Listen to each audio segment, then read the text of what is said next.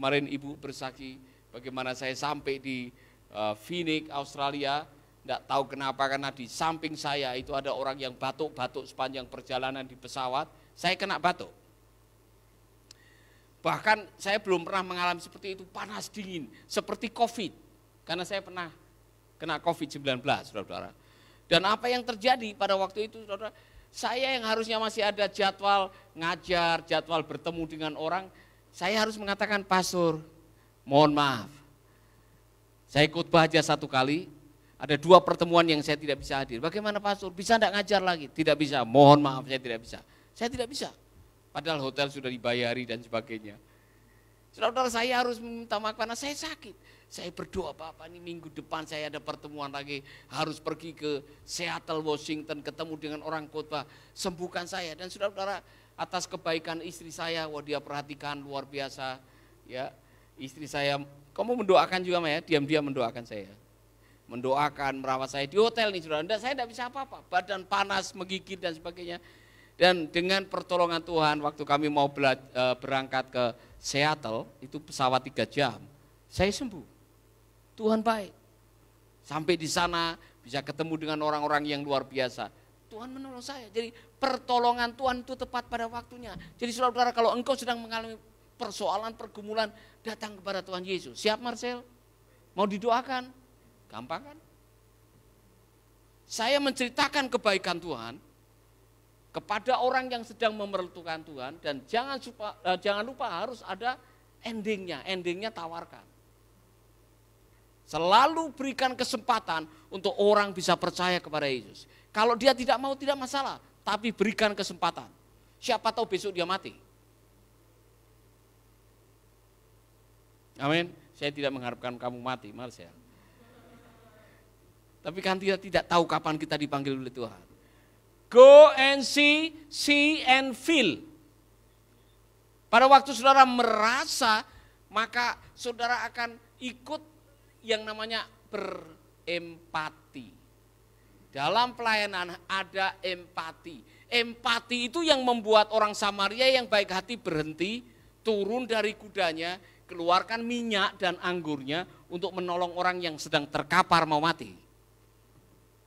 Nah, disitulah feel and be disturbed. Perasaan Anda karena terganggu oleh kebutuhan orang lain, itu yang akan mendorong Anda untuk melakukan sesuatu. Ketika saudara merasa, saudara akan bertindak. Amin. Jadi waktu Anda bertindak mungkin hanya bisa memberikan kata dorongan. Mungkin saudara bisa menumpangkan tangan. Mungkin bisa mengeluarkan warna biru atau warna hijau untuk orang yang sedang membutuhkan pertolongan. Disitulah Tuhan akan pakai saudara. Disitulah saudara akan melihat ternyata saya bisa dipakai oleh Tuhan. Saya jadi ingat seorang pemuda dari Toowoomba, Australia namanya Luke Kennedy. Baru tamat SMA, kerja di McDonald. Kumpulin uang untuk pergi mission trip. Maka tempat yang saya tunjuk ialah pergi ke Palangkaraya, masuk ke pedalaman. Tumbang Samba atau apa namanya kalau tidak salah. Ada yang namanya Tumbang Samba di sana ya. Jadi ini Luke Kennedy tidak pernah sekolah Alkitab. Dia masih baru bertobat, pergi ke mission trip. Nah, di benak saudara-saudara kita di pedalaman ini misioneri. Jadi pada waktu dia masuk ke kampung, semua orang sudah datang minta dia berkhotbah. Dia belum bisa berkhotbah, maka dia mulai menceritakan pengalaman hidupnya bagaimana bertobat. Dia belum pernah mendoakan orang sakit. Di benak saudara-saudara kita di desa itu, ini misioneri. Pasti dia punya kekuatan kuasa. Orang maju satu-satu minta didoakan. Akhirnya dia mendoakan orang yang sakit, banyak yang sembuh. Saudara-saudara, dia pulang dari Palangkaraya masuk ke kantor saya, dia nangis. Saya bilang, Pastor Paulus terima kasih.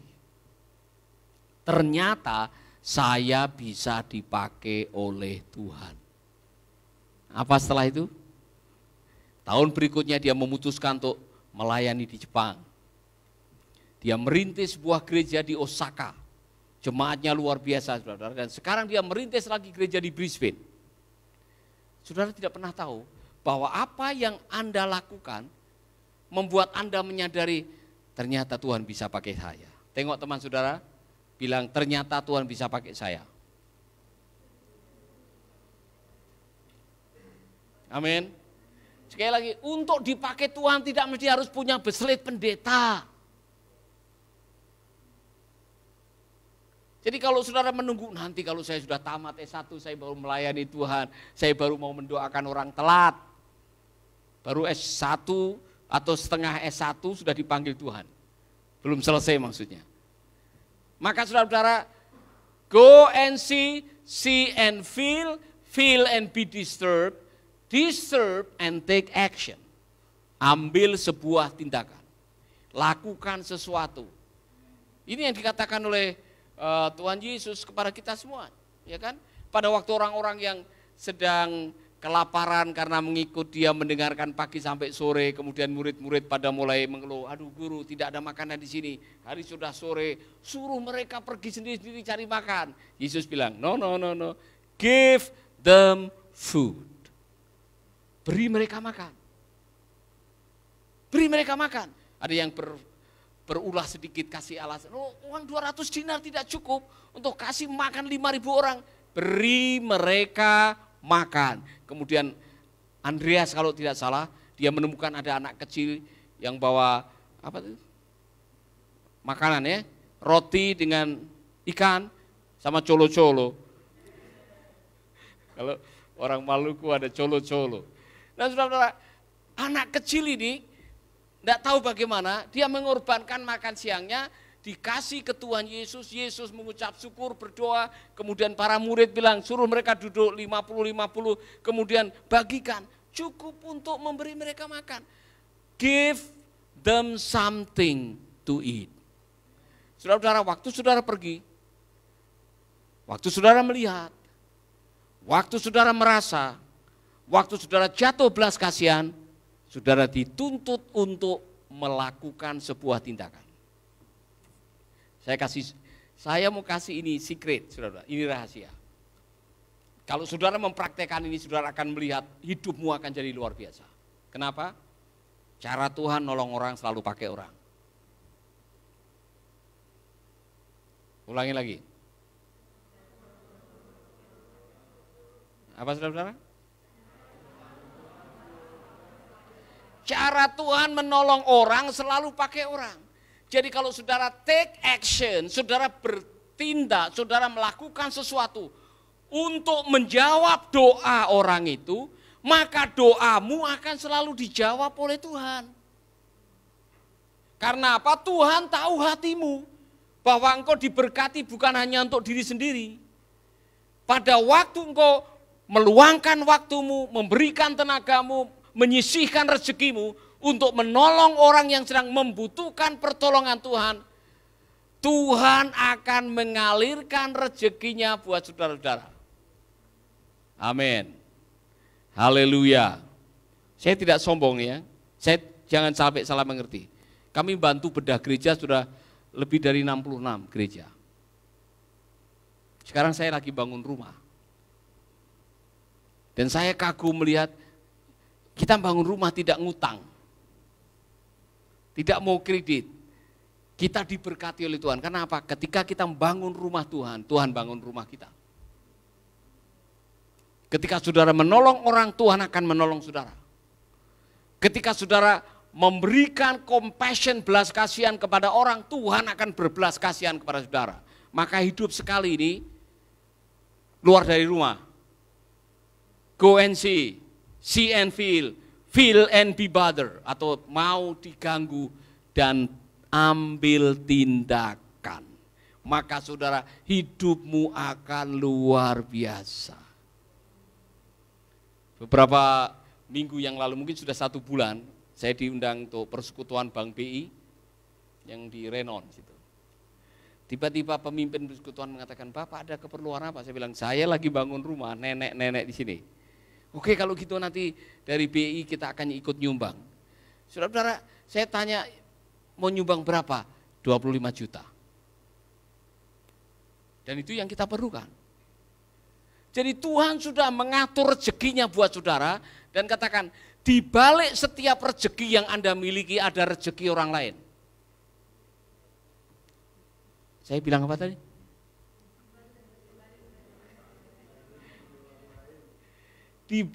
Saya ngomong apa tadi? Di balik rezeki yang Anda terima, itu selalu ada rezeki orang lain. Jadi kalau Anda diberkati, sisihkan rezeki saudara untuk memberkati orang, maka lumbungmu tidak akan pernah kurang. Amsal 11 ayat 24, tolong ditampilkan Pak Vinus, atau tolong ditampilkan di layar. Amsal 11 ayat 24, saya mau saudara membaca ini. Ada orang yang tidak percaya, tapi saya percaya 100%. Amsal 11 ayat 24. 1, 2, 3.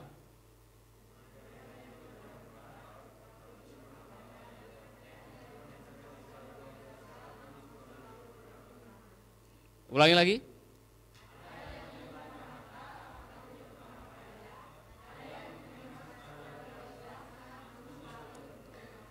Jadi kalau saudara mau tanya, Pak, apa sih rahasia pesugihan Bapak nih?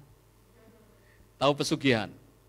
Kalau di kampung dulu, mau cepat sugih, ada yang ke Gunung Kawi, ada ke Gunung Kemukus, ada yang pelihara tuyul, macam-macam, ya kan? Saya sudah menemukan ini pesugihan orang Kristen, ini ada di 1124, semua bilang 1124. Nanti bikin tato, tulis 1124. Ini rahasia Anda diberkati. Ada yang menyebar harta tapi malah bertambah kaya, ada yang menghemat secara luar biasa namun selalu berkekurangan. Jadi kalau Anda ingin terus diberkati, belajarlah memberkati. Karena ibarat saudara punya tempayan atau saudara punya ember, supaya bisa menampung banyak, kasih banyak. Iya kan? Ember saudara kapasitas berapa? Misalkan aja Anda punya ember atau tempayan, anggap aja 25 liter. 25 liter. Bisa enggak menampung 100 liter? Bisa. Bisa, caranya dikurangi, disalurkan, kemudian dimasukin lagi. Jadi dompet saudara ini bisa lewat 1 miliar masuk ke dompet saudara. Dengan catatan yang ada di sini dibagikan. Amin. Maka di dalam terjemahan The Message dibilang dunia orang yang bermurah hati itu lebih gede, lebih gede, lebih gede. The world of the generous people get larger and larger. Kenapa? Karena semakin saudara memberi, semakin Anda akan diberi. Semakin Anda diberi, semakin gampang Anda untuk berbagi, semakin hidup Anda diberkati.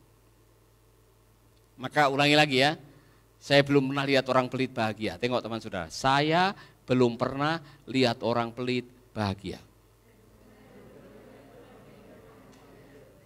Di sini tidak ada orang pelit. Tidak ada. Di samping saudara ada.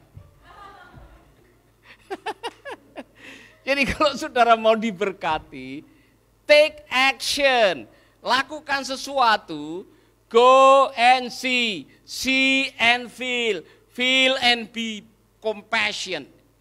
Compassion, take action, bertindaklah, nanti saudara akan kagum sendiri dengan bagaimana Tuhan menolong saudara-saudara. Haleluya. Amin. Jadi orang-orang ini ada yang, mohon maaf, iri yang baik dengan saya. Iri baik, datang ke kantor, mau pinjem duit. Pengusaha ini saudara. Saya masih ingat mungkin ada 6 pengusaha yang datang ke kantor saya mau pinjam duit. Saya ini lihat Bapak pulang balik ke luar negeri, bangun-bangun gereja, pasti duit Bapak banyak. Iya, duit saya itu hanya lewat dari surga. Amin. Kalau setahun bisa lewat 11 miliar itu luar biasa. Itu karena Tuhan yang menolong, bukan uang saya. numpang lewat. Berbahagialah Anda yang dijadikan saluran berkat dari Tuhan. Semakin banyak berkat yang Anda kelola, semakin banyak orang yang merasakan dampaknya, semakin terbuka berkat dari surga. Tengok teman saudara sedikit melotot, jangan pelit.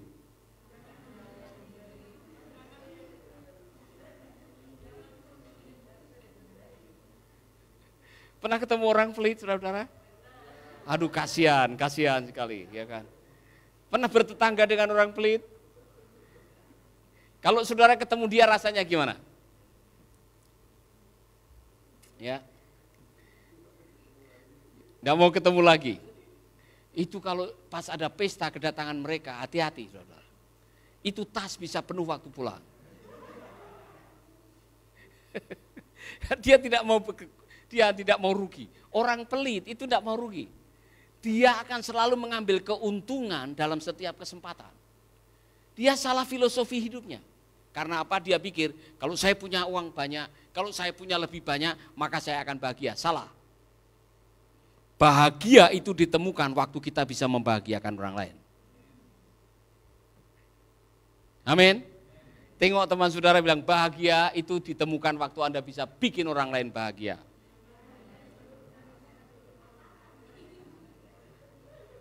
Amin. Saya baru membaca buku yang bagus sekali. Ternyata saudara-saudara, sukses itu masalah keseimbangan. Jadi orang yang sukses adalah orang yang menjaga keseimbangan. Salah satunya adalah keseimbangan antara yang diterima dengan yang diberi. Kalau hidup hanya menerima, saudara-saudara, lama-lama saudara akan meledak. Karena saya pernah melihat contoh di sebuah televisi di Amerika, ada seorang ibu yang mengumpulkan mainannya dari umur 6 tahun dikumpulkan. Ada boneka, tempat apa itu untuk pasar-pasaran dan sebagainya dikumpulkan. Sampai dia tua, suaminya minggat, kedua anaknya tidak mau tinggal. Karena rumahnya penuh dengan apa yang dia miliki.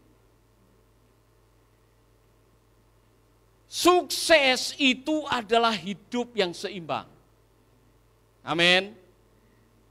Kalau apa yang masuk dengan apa yang keluar seimbang, aman hidup saudara. Sebab kalau masuk terus tidak bisa keluar, Anda sakit perut. Iya kan?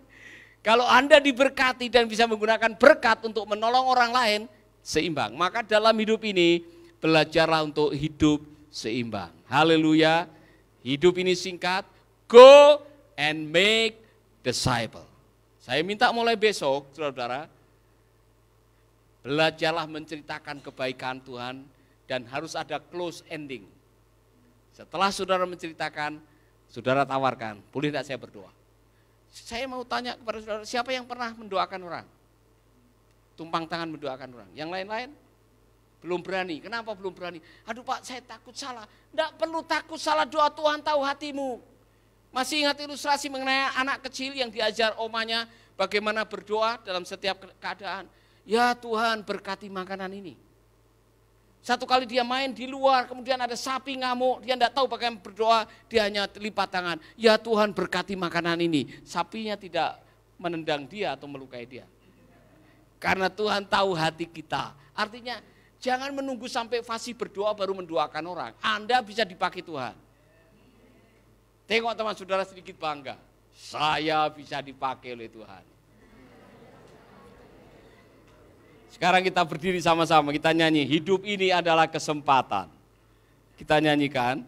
Kemudian nanti selesai ini, saudara-saudara, saya mau saudara waktu duduk dengan teman di meja, masing-masing cari satu orang, masing-masing bersaksi. 1 menit, 2 menit, tidak usah panjang-panjang, sambil menikmati apa yang bisa dinikmati.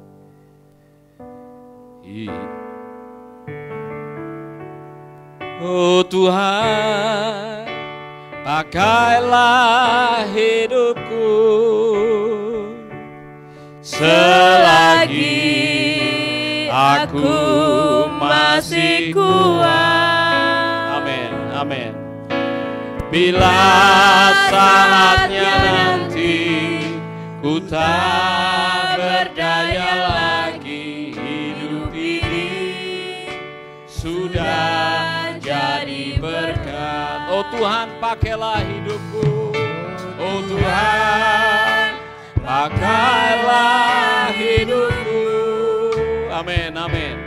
Selagi aku masih kuat, bila saatnya nanti ku tak berdaya lagi, hidup ini sudah jadi berkat. Bapak Ibu saudara-saudara yang sudah mendengarkan firman ini dan dalam hatimu engkau mengatakan, Tuhan pakai saya.